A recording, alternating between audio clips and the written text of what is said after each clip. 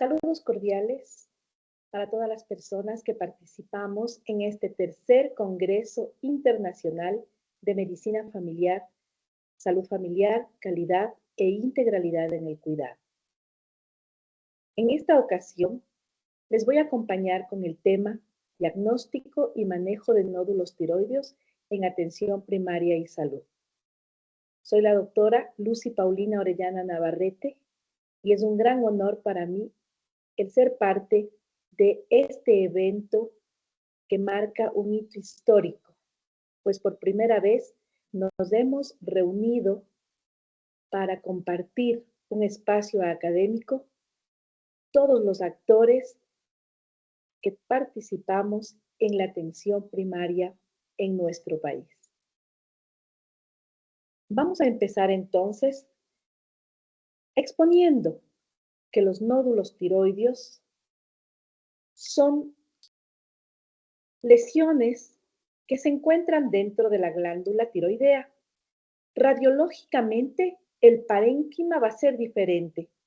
Puede ser quístico, puede ser sólido, pero se manifiesta claramente distinto al resto del tejido. Este tipo de nódulos o de alteraciones se pueden observar de forma incidental, es decir, que en un examen que un paciente se realiza, principalmente ecográfico, o 19:30. al momento de hacer alguna evaluación ecográfica de la región cervical, el radiólogo observa esta distinta conformación del parénquima del tiroides. Y entonces le pregunta al paciente, ¿tendrá signos, tendrá síntomas? Y no, el paciente no dice nada. La tiroides es una glándula de secreción interna que se encuentra ubicada en la región cervical. Tiene características especiales, puesto que su tejido es un tejido glandular que por alguna razón podría crecer. Este tejido va a tener células foliculares, células papilares. Como tal, la tiroides tiene también una corteza, una médula, y entonces los problemas que se pueden desencadenar de estas células podrían en el futuro dar el origen de un crecimiento anormal de la tiroides. Antes se creía que este crecimiento era principalmente por un déficit de yodo en la sal. En nuestro país, en el año de 1968, se decreta mediante ley, la ley 075, que la sal de consumo humano debe ser yodada. Se creía que entonces esta estrategia va a disminuir la incidencia y la prevalencia de bocio y de nódulos tiroideos. Si bien es cierto, disminuyó en algo, sin embargo, las tasas persisten en una situación que las podríamos conocer como altas. Y principalmente se debe esto a que en el ambiente existen sustancias bociogénicas. También la desnutrición podría acompañarse de estos nódulos tiroideos o bocio. Ciertos alimentos predisponen al crecimiento de la glándula tiroidea, algunos medicamentos y también la exposición a radiación. La tiroides tiene una consistencia firme. Más o menos, un lóbulo tiroideo puede estar midiendo de largo 4 centímetros, de ancho 2 centímetros y 2 centímetros de espesor. El peso de la glándula oscila entre 15 y 20 gramos. Y la estructura macroscópica que tiene, pues, es de 2 lóbulos unidos por un istmo. El nódulo tiroideo es común.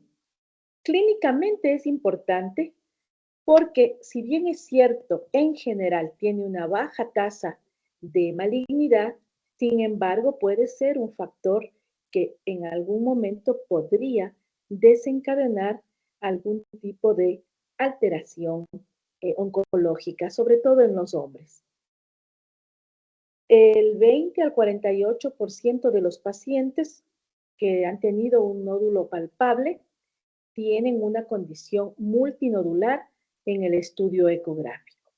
La mayoría de estas estadísticas las estoy presentando de la literatura norteamericana. Aproximadamente el 5% de todos los nódulos se malignizan y el riesgo de malignidad va a incrementar con la edad, teniendo un pico más o menos entre los 70 y 80 años de edad. Los nódulos son muy comunes en los adultos y el riesgo de malignidad de estas lesiones es bajo, pero nosotros como médicos de atención primaria tenemos que reconocer qué factores sugieren malignidad, como por ejemplo la edad menor de 20 años o mayor de 70 años. Síntomas asociados a disfagia o disfonía, antecedentes de irradiación, el ser hombre, antecedentes de carcinoma de tiroides. Si el nódulo tiroideo es firme, duro o inmóvil, también podría sugerir malignidad, así como también la presencia de adenomegalia cervical. En general, el 90% de los nódulos son benignos, el 95% son asintomáticos. Si se hace una población, un estudio de ecografía de tiroides, el 68% van a tener nódulos tiroideos. La prevalencia en Estados Unidos es de 5%, es decir, que 16 millones de personas padecerán de nódulos tiroideos. 5% de personas pueden tener síntomas compresivos. 5% pueden tener disfunción tiroidea, sea hipertiroidismo o hipotiroidismo. Y 5% desarrollan carcinoma. La frecuencia de estos nódulos son más comunes en la población femenina, aunque en la población masculina es cuando más se malignizan. Y también son más comunes después de los 65 años. A la palpación podemos detectar 4 al 7% de los nódulos tiroideos. La ecografía sí dependerá del operador, pero podría llegar a detectar hasta el 76% de nódulos tiroideos en población adulta. Se ha hecho también estudios de necropsias y de cirugías y se ha encontrado que más o menos fluctúa entre el 50 y 65% de prevalencia de la aparición de estos nódulos tiroideos. El 10% de probabilidad de desarrollar nódulos tiroideos lo tenemos todas las personas. 4 veces más comunes en mujeres que en hombres. Su frecuencia va disminuyendo de acuerdo a la edad menor y aumentando de acuerdo a la mayor edad. Como dijimos, menos de 20 años o más de 70 nos preocupa también por riesgo de malignidad. También su incidencia va a depender de la ingesta de yodo. Existe la posibilidad de que durante el embarazo o la persona de muchos nódulos tiroideos, especialmente, pues, en este caso, las mujeres en edad fértil. Hay factores de riesgo de malignidad, como por ejemplo la irradiación infantil, si es que en la familia ya tenemos un antecedente de cáncer de tiroides, un crecimiento de nódulo tiroideo. En los hombres, el 8% de posibilidades de que se malignice un nódulo, en las mujeres del 4%. Y nuevamente hablamos de estos rangos de edad.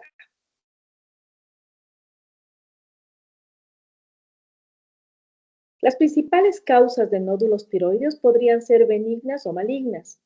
Dentro de los problemas benignos están los bocios multinodulares, la tiroiditis de Hashimoto, los quistes coloides, simples o hemorrágicos, el adenoma folicular y el adenoma de células de Hut. Dentro de las posibilidades de malignización, los nódulos malignos, pues podrían, como diagnósticos, ser carcinomas papilares, carcinomas foliculares, carcinomas medulares, carcinoma anaplásico, linfoma primario de tiroides o algún problema metastásico. Los síntomas varían.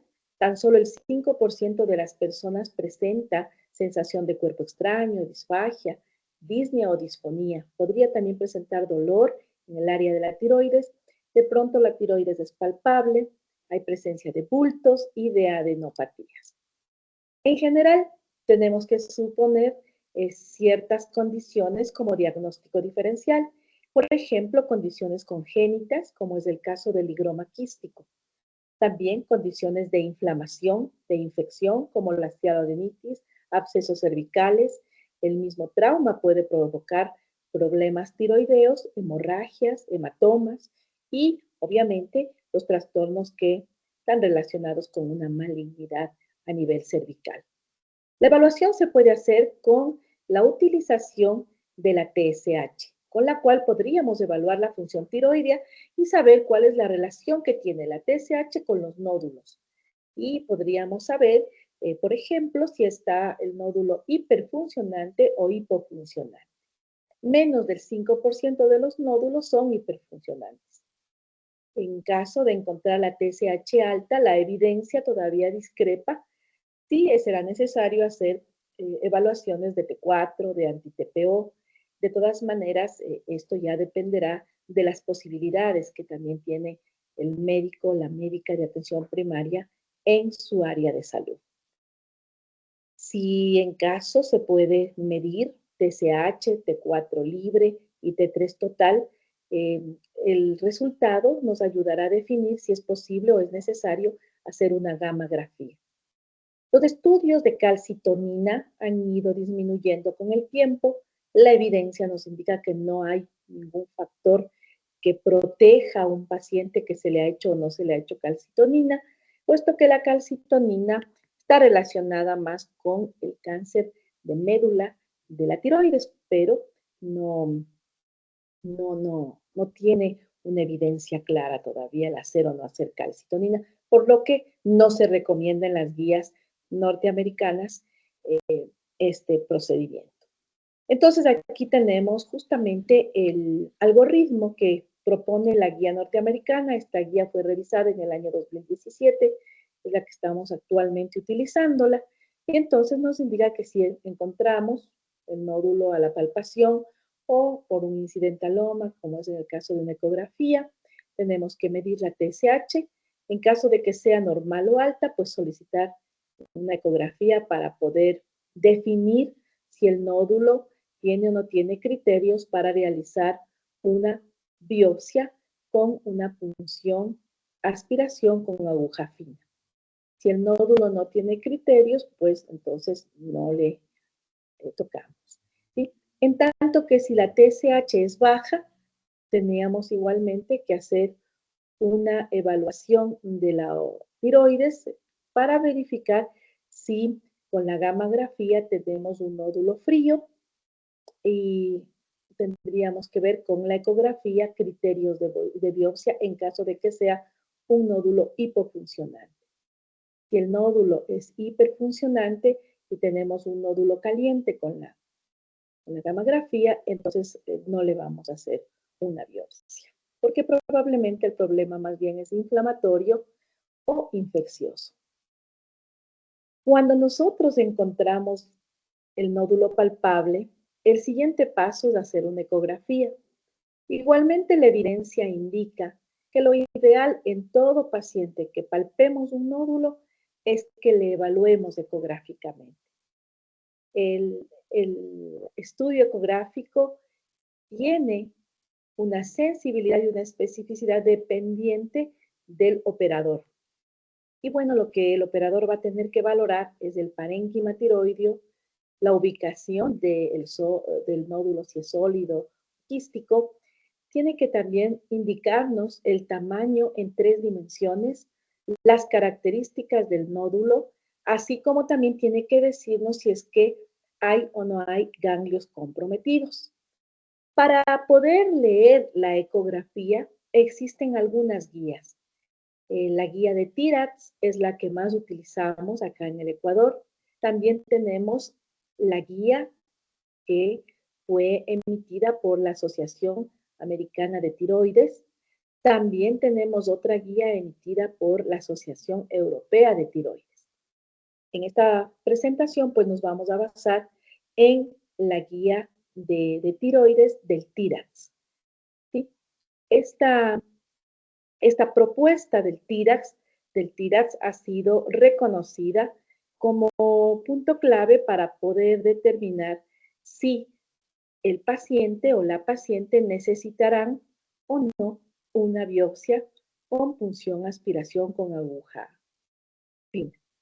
Este sistema de imágenes, informes y datos de tiroides, eso es lo que quiere decir TIRAX, tiene criterios y estos criterios van a permitir valorar a la glándula en cuanto a cómo es el nódulo, sólido, ecogénico, los bordes son irregulares, lobulados, infiltrantes, habrá o no habrá microcalcificaciones, cómo estará la vascularización, habrá vascularización central y también nos permite ver un criterio importante que es el saber si el nódulo es más alto que ancho.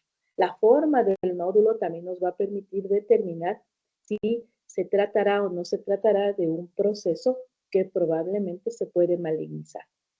Cuando hablamos del TIRAX tenemos 5 clases. El TIRAX 1 es benigno, generalmente el tejido se puede observar espongiforme o quístico.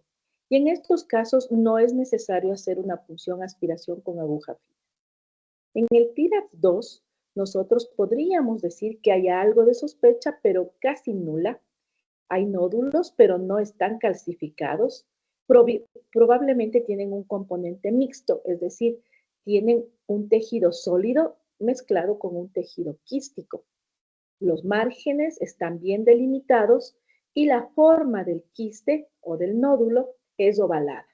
En este caso tampoco necesitamos hacer una punción aspiración con aguja fina.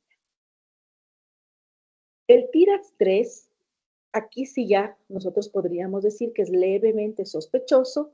Los nódulos no están calcificados, pero son quísticos y son un poco hipoecoicos. También pueden ser sólidos. Los márgenes son suaves, son libres. La forma del quiste tiende a ser oval. Y la punción aspiración se recomienda siempre y cuando el quiste o el nódulo mida más de 2.5 centímetros. En el TIRAX 4 hablamos de moderadamente sospechoso. Nódulos no están calcificados, pero son sólidos. Hay márgenes irregulares y hay cierta lobulación en el quiste o en el nódulo. La forma es oval y se recomienda en estos casos hacer una punción aspiración con aguja fina si el tamaño es mayor de 1.5 centímetros.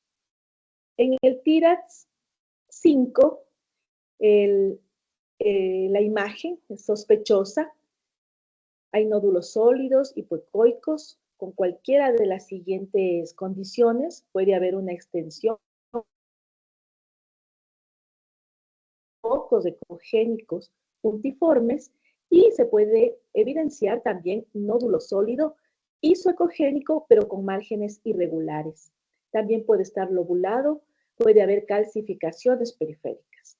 En este caso, nosotros hacemos la punción si el tamaño es mayor a 1 centímetro. Entonces, acá el TIRAX recomienda para sospechoso, altamente sospechoso, hacer una punción si el tamaño es mayor a 1 centímetro.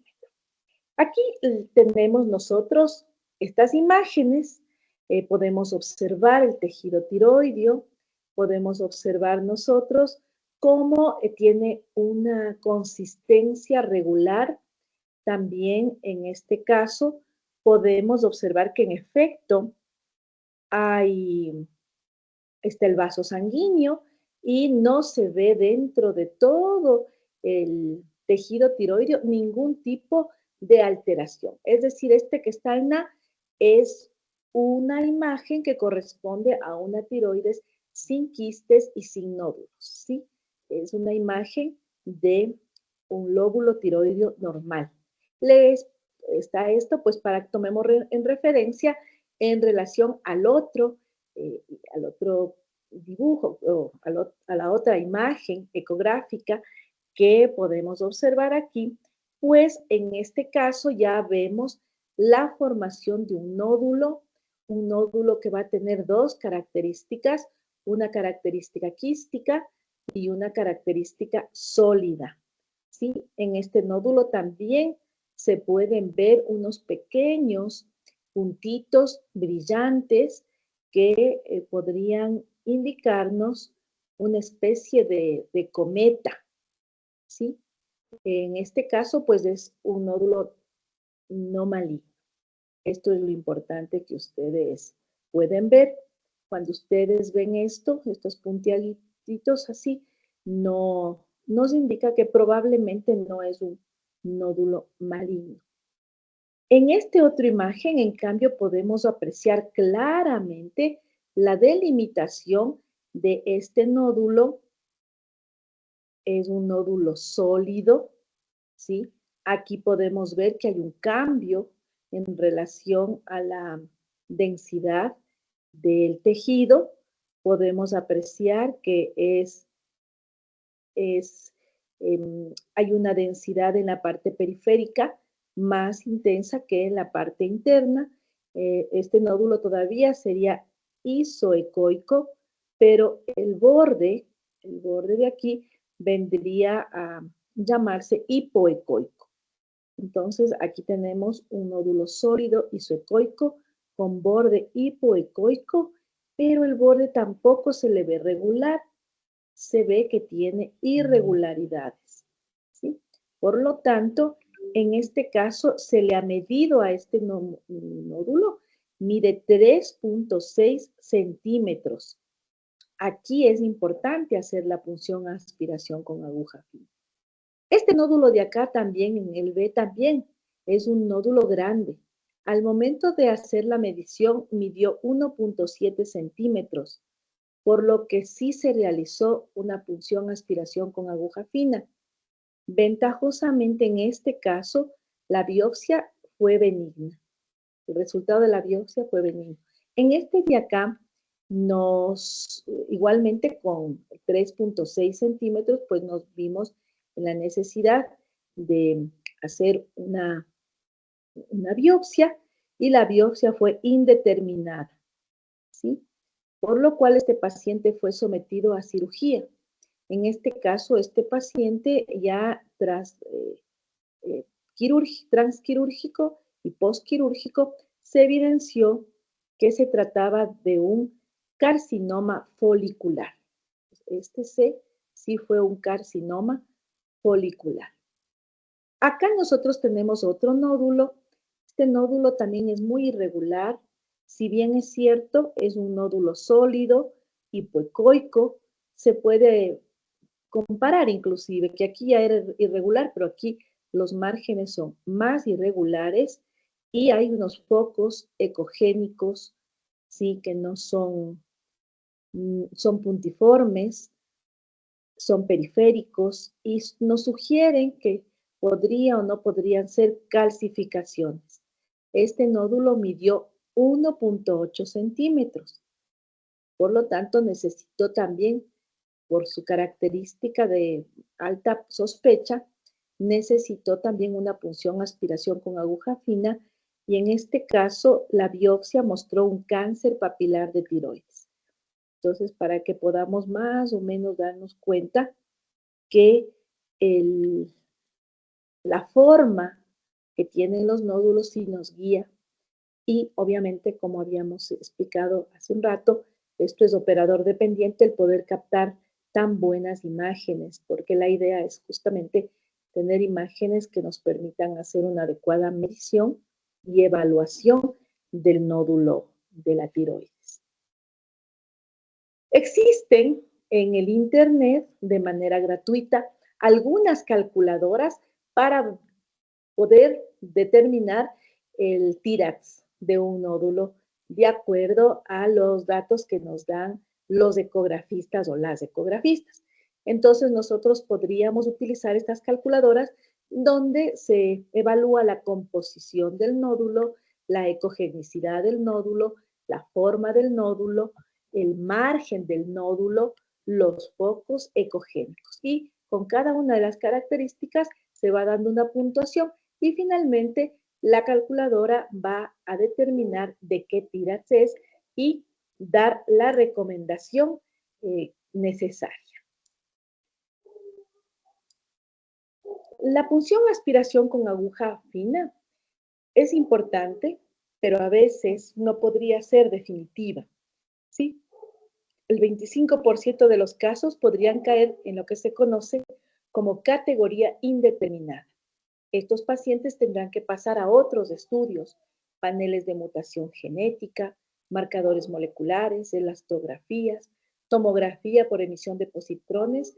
En este caso se haría con 18F, fluordesoxiglucosa.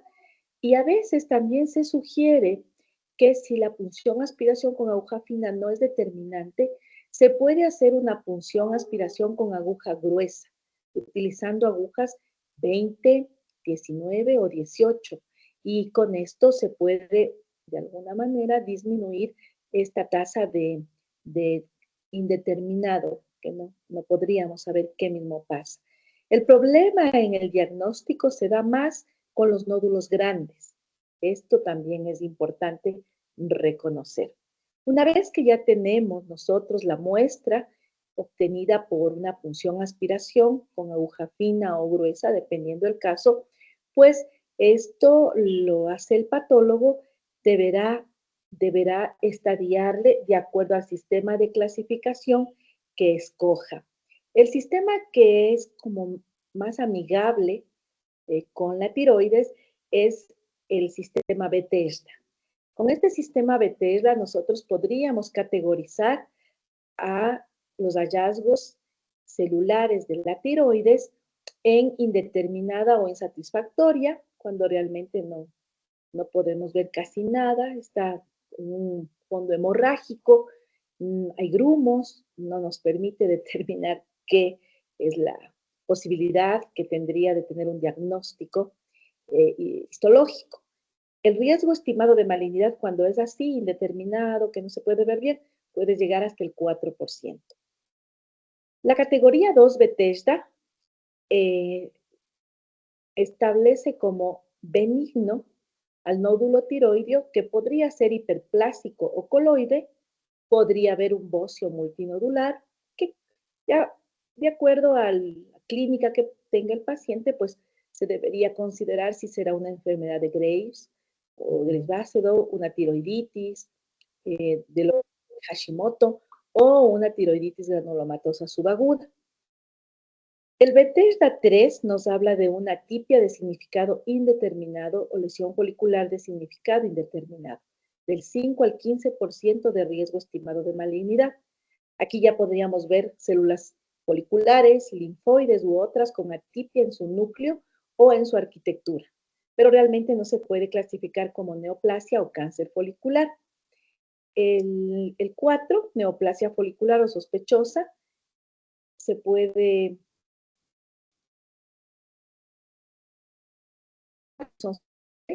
que es una variedad del carcinoma folicular tiroideo. Cuando es sospechosa, pues hay que hacer, igualmente hay que hacer seguimiento. En cuanto al Bethesda 5, sospechoso de malignidad, aquí sí puede ser cualquier tipo de cáncer de tiroides y también podría tratarse de linfoma o un cáncer metastásico de orden del carcinoma. Y el sexto tipo o categoría tiene que ver con la malignidad propia del tejido. Y este sí está prácticamente con un riesgo de 99% de que sí se trate de un cáncer de tiroides de cualquier tipo, linfoma o metástasis de carcinoma. Entonces, sí necesitamos nosotros establecer con tiempo cuál sería la evolución del paciente. Ventajosamente, este tipo de agresión tisular suele tener un curso que alerta. Y obviamente si el médico o la médica del paciente hicieron un examen completo durante la evaluación de cualquier patología por la que haya venido el paciente, tal vez pudieron determinar si hay o no hay un nódulo, que como les digo, es muy frecuente en la población general. Con esto entonces les he dado el resumen del manejo del nódulo tiroideo y quiero traer a, esta, a, esta, a este tiempo, a esta capacitación, la quíntuple meta, que como médicos de atención primaria, médicos generales, médicos familiares, tenemos que tener, porque esta quíntuple meta habla de la necesidad de que el paciente esté satisfecho con la consulta que le hemos realizado, pero también habla de la necesidad de que yo como profesional esté satisfecha con la consulta que he dado y que este tiempo que tuvimos en relación médico-paciente haya sido de provecho, los resultados en salud sean los mejores, el paciente haya comprendido cuál mismo es la gravedad de tener un nódulo tiroideo, cuál es el compromiso que nosotros como médicos y médicas tenemos para hacer el seguimiento del nódulo en caso de no tener malignidad y cuál también es el compromiso que tenemos nosotros para poder a tiempo referir a este paciente a el profesional, sea cirugía o quien tenga que ver al paciente en caso de que se trate de un proceso oncológico. Obviamente, también el compromiso del paciente de cumplir con estos requisitos básicos para poder ser atendido en su integralidad. También esta quíntuple meta nos habla de que los costos deberían ser coherentes. Y la clave de todo esto, pues se basa en que haya equidad para, para poder realizar adecuadamente esta evaluación.